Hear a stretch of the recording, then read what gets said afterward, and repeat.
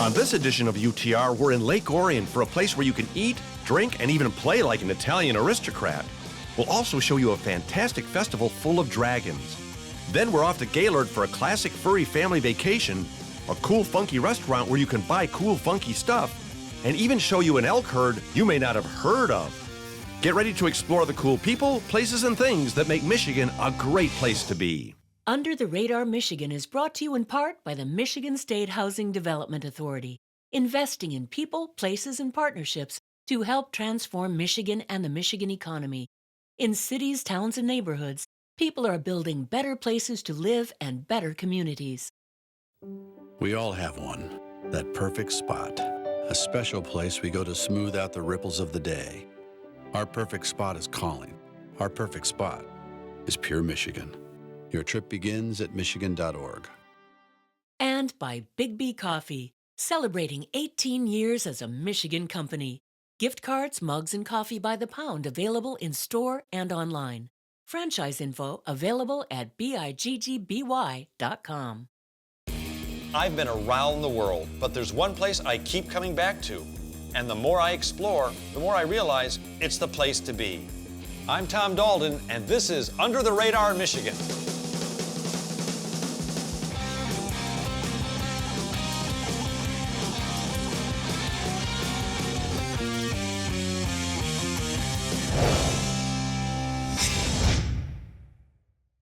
Do you suffer from boring townotonosis? Do you need a new place to live, work, and play that'll lift your spirits and lower your blood pressure? Well, Dr. Dalton has just your prescription, and it's easy to swallow. Lake Orion is one of those towns where the sum of all of its parts makes it one of the greatest places to live in Michigan. From life on the lake to time on the trails, everything you need to increase the quantity of the quality of your life is right here. And at the center of it all is a quaint little downtown with tons of interesting places to shop and cool eateries with awesome edibles. Heck, it's so nice here, the car wash even has a waterfall. Lake Orion is located in southeast Lower Michigan, right next to Lake Orion. Huh, go figure. Since so much of the Lake Orion experience is, well, Lake Orion, I thought I'd spend some quality time with Suzanne Peralt and local historian Reva Campbell smack dab in the middle of it. Well, this lake isn't all that defines this town, is it? Not at all. It's actually just one of 27 lakes in Lake Orion, actually. And it's kind of mixes with the historic downtown area, all of the recreation, the state park. 2 different trails meet here in Lake Orion, and sort of all of that together really makes up our community. Well, what's the most interesting historical fact about this lake?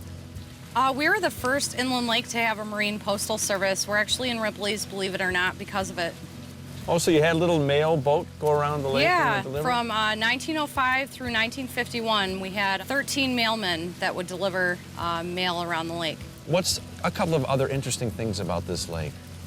Well, it was really a vacation spot for Detroiters. We had the interurban railway. We had a trolley and a train that would come up here from Detroit, making 3 or 4 stops a day, bringing thousands of people from Detroit up here. Now, your historical tour is called History, Folklore, and Lies. History, Folklore, and Lies. What are a couple of the lies about the lake? The biggest one is Jimmy Hoffa. There's a rumor that he lived on the lake, and some people come on my tour and say, oh, I heard it was that house, or he lived there. And he actually did not live on Lake Orion, but he did keep his boat on Lake Orion. And is there really a dragon? Well, I don't know. That's up for you to decide. Well, another thing I love about Lake Orion is not only can you live on the lake, but there's all these little, almost like peninsulas that jut out into the lake where you can live. I mean, it's just such an incredible place to be. Mm-hmm. But what's the life force that gets you to stay here and makes you love this place so much? Well, the tagline for the city, for the community, has been where living is a vacation. And that is absolutely true, because we have all of these different amenities. Not only do we have this beautiful lake, but it's all of these things together to make up the great community spirit that we have here. This was a great watery way to find out more about this awesome aquatic community. You know, every town should have a lake attached to it. So if your town doesn't, you best start digging. And speaking of digging something, if you're Italian, you know an Italian, or you've always wanted to be one, I got a place you're really gonna like. Palazzo de Bocce is like a crash course in being an Italian aristocrat. From fine dining and fantastic surroundings to the fun and ancient sport of bocce ball, this place will turn you Italian in no time at all. It all started when Anthony Battaglia retired, got bored, and then, well, started building. Oh, yeah, don't look at the cameras, they're evil. I want to look at the camera. What's the matter? No, then it looks like a TV commercial. You'll break, it steals your hair. Already you're starting to tell me what I got to do here. Well, he's Italian. From a look at this place, I don't think retirement suited you, did it? Are you kidding?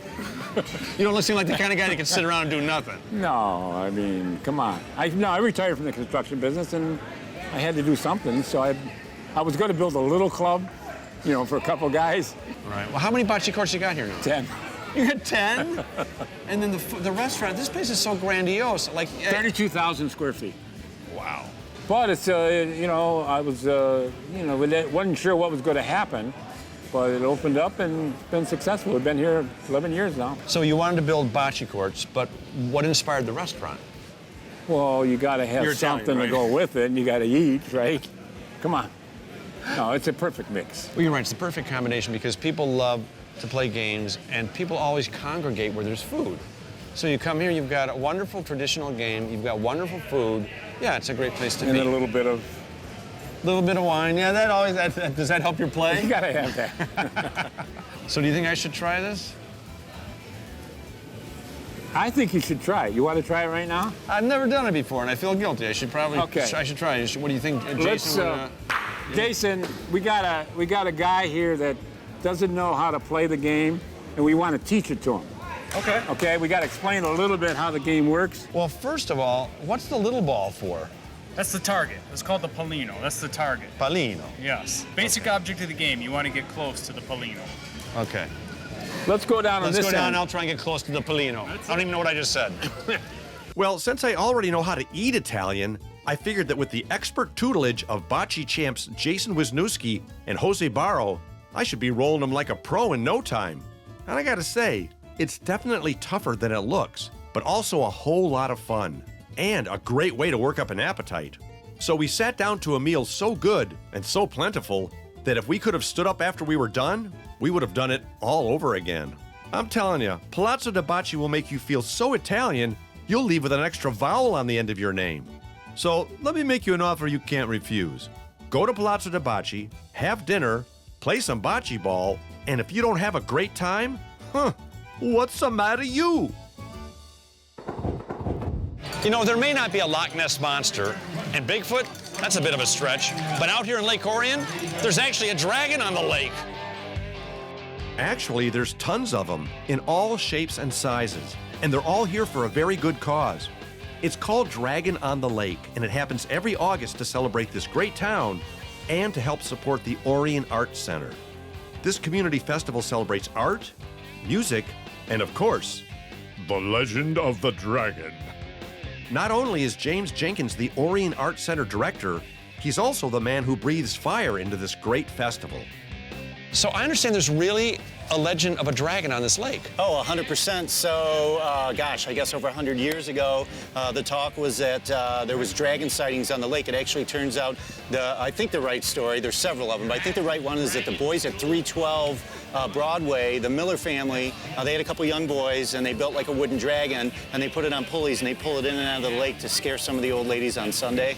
And so there was a lot of dragon reports on Lake Orion. Now, did you come up with Dragon on the Lake? Was it your invention? You know what? It wasn't mine. I was one of the 4 people that started Dragon on the Lake. And it's not just to bring the community together, it's for the Arts Center too, isn't it? Well, it is. The Arts Center is the primary fundraising mechanism or benefactor for Dragon on the Lake. It's important for the Arts Center to be able to connect the community to the arts. And, you know, we need to help. And this is a big part of our fundraising for the year. But it's such a great way to be able to connect the community to the arts and a great chance to be able to add in other art elements into the event as well. Now, you've got teams coming in here from all over the country, I hear. You know, we do. We have 3 teams from Canada this year. We have a team from Ohio this year. So we're trying to get bigger, badder, and better and bring more people in from all over. I love events like this because they mean something to the community. They bring people together. Yes. And it's a heck of a lot of fun. So kudos to you guys. Oh, thank you so much. It's really a ton of work. We couldn't do it without, obviously, the team at the Art Center, the board, the volunteers, and on behalf of the Art Center, I mean, thank you to the community, because if people don't come out, you can invite all the people you want. If they don't show up, you don't really have a party. In preparation, the teams stretch, focus, concentrate, get pumped up, and then stand in line to wait their turn, only to be harassed by a goofy TV show host. So you're the drummer of your team. Yes. Do you have any rhythm at all? Of course. Well, I'm just checking. I mean, you never know. Well, you have to have great rhythm. Really? In order to keep them on track. Oh, right. So do you yell at them if they don't do well? Oh, I do. Let me hear your best yell. Hey! Oh, okay, that works for me. What's the best thing about doing this? Oh, it's hard, it's fast, it's fun, it's wet. Hard, fast, fun, and wet. Yes. I'll remember that. I noticed your team has a particular certain theme to it. Oh, well, we have God on our side. And we plan on parting the waters for a win. Is that fair? Sir, I noticed you have muscles. Yes, sir. Does that mean you're going to do well? Yes, sir. Show us your muscles. Come on. There, you guys are good. Plus, you're more aerodynamic than some people. That's exactly right. That was her idea. It was obvious that these racers take this race very seriously and prep in every way possible. You have a team hairdresser? Yes, Denise. That is awesome. Do you have a team masseuse too, I suppose? Yes, Storm. Why is a masseuse important for your team? Well, I've had a stiff neck now for about 3 or 4 weeks. Well, I got news for you. You don't paddle with your neck, so I think you're going to be fine. Well, We also noticed right away that the paddlers' attitude and demeanor changed quite a bit after they raced. So I noticed you guys are really wet. Yes. Is that good or bad? It's a combination of both, really. It's a team effort to get this wet because our timing is a little messed up. But all in all, you know, we're trying our best and we're going out there, so that's important. Right, let me translate. Does that mean you guys sucked? Yes. Okay. Just checking. Okay. Boy, this event has a little bit of everything. Dancers for dancing, drummers for drumming, and a community that really wants to give back. What's the best thing about this event? Best thing about this event is when you look around, you see everybody that's representing a different business, different cause, but we're here for one reason only, to support each other, to support the Orion Art Center and also to support the cancer survivors who have 3 or 4 boats in this race too. It's just the unity displayed by the community is fantastic. Well said. Now go dry off. You're wet. Thank you. If you're not as scared of dragons, check out Dragon on the Lake in Lake Orion, because Nessie and Bigfoot ain't got nothing on this event. And if you love living the good life, you'll like Lake Orion a lot. It's a town, a lake, and everything in between. Hey, UTR adventure lovers, I've got a trivia question for you. Are you ready? Are you ready? He's ready. Okay, here goes. What Michigan city is surrounded by rolling hills and unspoiled forest, has over 100 lakes, and sits on the 45th parallel? Well, if you guessed Gaylord, you must be a golfer. No. Gaylord is literally the self-described golf mecca of the Midwest. It's got 17 championship courses that are nestled deep in some of Michigan's most scenic surroundings. Heck, golfers flock to this place like, well, golfers to golf. And I'll bet you can't wait to see me tackle one of these iconic courses. Well, you're going to have to wait, because if I made you watch me play golf, you wouldn't be watching very long.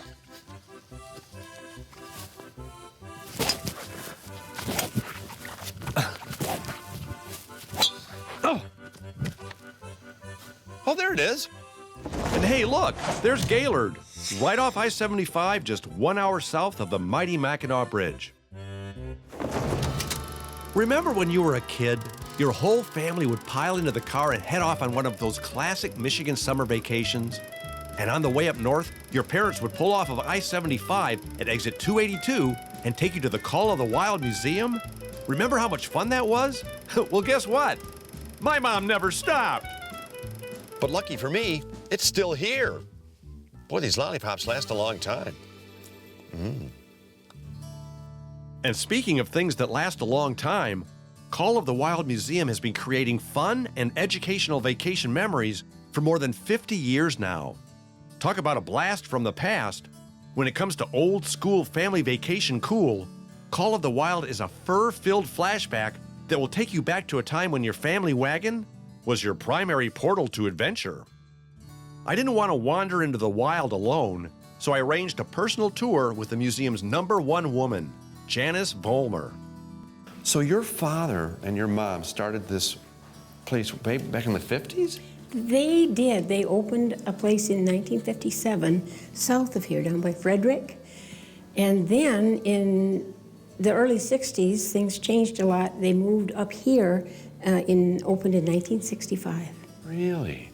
How many former fauna are in this place?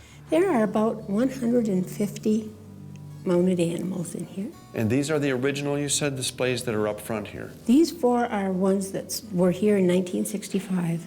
The timber wolf, the doe and 2 fawns. There's turkeys and elk that are original.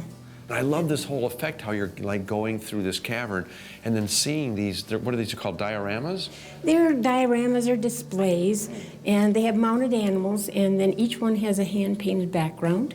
And we try to make a natural settings so they look like they're really out in the wild. What's it like for you to carry on this family tradition? I love it. It's really nice. My brother worked with my dad, and my sister worked here. They have both retired. But now I work here with my daughter, my husband, and some other family members. And it really is special. What I love about this is I didn't realize how educational this experience is. It's not just for entertainment, it's a great place to bring children or anybody and teach them about nature. That's right. And I love the fact that you've got you can actually, with these horns, there's little speakers. The great horned owl. And then you can actually hear the great horned owl. That's awesome. Now, not all the animals in here are indigenous to Michigan. Correct? That's true. Most are, but we do have some animals that they're all North American, but there are a few that don't live in Michigan. One is the Alaskan brown bear, and we also have a polar bear. And of course, neither one of those live in Michigan. But perhaps they vacationed here, so that's that okay. would be nice. Yeah. Again, I have to apologize. I've been driving by this place for years and years and never stopped, and now I feel bad because it's such an extraordinary place. So thanks for your patience, for waiting for me for 50 years, but it really is a great place. Thank you, Tom. We're glad you're finally here. This retro animal roundup really is a fun place to take the entire family. But just remember, there's no need to feed these exhibits. That is, of course, unless you come upon the endangered and elusive TV show host exhibit. He'll eat anything. Well, after a walk on the wild side, we decided to head into downtown Gaylord and check back in with modern civilization. Also known as the Alpine Village, Gaylord has a great main street with tons of places to get lost and then find yourself again. It's a classic northern Michigan town with everything you need for both fun and to fill your tummy. And this Tommy's tummy was on empty. And just then, we saw it. Okay, so you're driving through downtown Gaylord and you see a sign that says Old Spud Warehouse and Bearded Dog Lounge. What do? Well, you do what we did. Turn around, go back, and find out what's up. And that's just what we did when we headed into the Old Spud Warehouse to get our potato head straight with Jenny Sopper. I noticed when I came in here that this place must be old because look at these floors. Oh my gosh. These floors are about over 100 years old. And when Candy and Larry bought the building, they had to redo the floors. I mean, scrub them like crazy because this building, as you know, was an old Spud warehouse. Well, for those who don't know what Spud is, so it was a potato warehouse. Potato warehouse. So they would warehouse the potatoes here for the farmers. They would. And all these little squares you see in the floor, they would dump them down there. It was a co-op, so there was all different people who would come here to store their potatoes. Well, what I love about this place, how do you find such an incredible array of different things to sell? We go to a lot of markets, all different kinds of markets. And Candy, one of the owners, she's like a visionary. She can just kind of picture all this kind of stuff, and she's got a great sense of humor. Now, do you find that when couples come here that when the lady sort of meanders through here, that the gentlemen tend to find their way up to the bar? They do, and so do the women. Yes. So, and that helps. Are you saying that from experience, or? Yeah, yeah. Yeah, actually, the guys like this place as well. I actually love this Because it's got, you know, a lot of little fun things, colorful things. At the old Spud Warehouse, you're bound to find something fun and unique around every corner. And the best part is, around one of them, you'll even find the Bearded Dog Lounge. Chris Newberry brought me up to speed on why Gaylord needs a place like this. You're going to be proud of me, but I figured out all on my own that the Spud Warehouse was here first. Yes, it was. It looks much older. It is much older. Explain the genesis. How did this place happen? Well, the owners were sitting around at a table. Much like this one? Yes, much like this one. And they decided that it would be perfect to have a little bar over here so that the women could drop off the men while they shop. And it worked, obviously. It did work, but it became more than what it was actually supposed to be. Right, and it's turned out to be the place where the community comes to hang out, to connect, to eat good food, and have adult malted beverages. Yep. What's your philosophy here on food? We do spend a lot of time on our food. We do everything from scratch. We don't have fryers. We don't have microwaves. All of the pasta that you would order here is made in-house. And the thing that's really amazing to me is most of our advertisement is just word of mouth. And that's just amazing to me. A little spot in Gaylord has that much draw. At the Bearded Dog, a great atmosphere plus great food adds up to, well, happy people. I suppose you're here for happy hour too? Absolutely. We come here because they have so many choices of martinis. We usually try 2 or 3 different kinds, and then we move to something else, and we are darn happy. I got an interesting question for you. Okay. Ever try the food? Yes, we tried the food. The food is really gourmet. The spices, the seasoning, it's absolutely excellent. So we love the food as well. We come up every year on a golf trip, and once we found the Bearded Dog, we make sure we come back here every year because the food is absolutely fantastic. The staff are super. They get along. We have a lot of fun when we're here. You can really enjoy yourself. You wouldn't find a better place in this area for a delightful dinner with some good wine. How's the company? Well, now you're pushing it. Now you're pushing it. So we've done our part to show you the Spud Warehouse and the Bearded Dog. Now the only question left for you is, which one do you go in first? But either way, I think you'll be happy. Hey, have you heard of the herd they have in Gaylord? Well, now that I've heard of them, I have to show them to you. Oh, there's the herd now. Shh, I think they heard me. The Pigeon River State Forest, just northeast of Gaylord, is home of the only free-range elk herd in the entire Midwest. And part of that herd is maintained and cared for at the Gaylord City Elk Park just south of town. To find out more about these mighty creatures, I spent some time with a mammal who's a lot more like me, Ed Thal. Are you sure these aren't just deer that you fed too much? No, these are elk. They're huge. How big do these get? The males can get up to about 800-900 pounds. Cows usually are between 6 and 7. Now, the largest herd in the Midwest is here in Michigan. Are they indigenous to Michigan, or did they? Yes, they are. They used to be, they were reintroduced, if I'm not mistaken, the DNR reintroduced them back in the 50s and late 40s, and they've been going ever since. And this herd's maintained by the city, so you can come any year-round, you can come see them? Year-round. We feed them in 2 spots in the summertime. In the wintertime, we move them closer to the garage because it's easier to get to. Can you ride them? Sure. I'll take that as a no. Well, now that you've heard of this herd, you should really get to the Gaylord City Elk Park and have a look. So take our advice here at UTR. Get in your car, get to Gaylord, and get started having fun. It really is one of the best places to learn, eat, shop, and connect with nature. Or, haven't you heard? Oh boy. Hey folks, thanks so much for watching Under the Radar Michigan. I really appreciate it. Look, if you want to know more about what we do, where we go, what we have, go to utrmichigan.com. You can get our brand new book, UTR The First 50. You can get DVDs of our shows. You can get wearables, even this brand new hoodie like the one I'm wearing right here. Pretty sweet, huh? So go to utrmichigan.com. You'll have fun, I guarantee. Under the Radar Michigan is brought to you in part by the Michigan State Housing Development Authority, investing in people, places, and partnerships to help transform Michigan and the Michigan economy. In cities, towns, and neighborhoods, people are building better places to live and better communities. We all have one, that perfect spot, a special place we go to smooth out the ripples of the day. Our perfect spot is calling. Our perfect spot is Pure Michigan. Your trip begins at michigan.org. And by Big B Coffee, celebrating 18 years as a Michigan company. Gift cards, mugs, and coffee by the pound available in store and online. Franchise info available at biggby.com.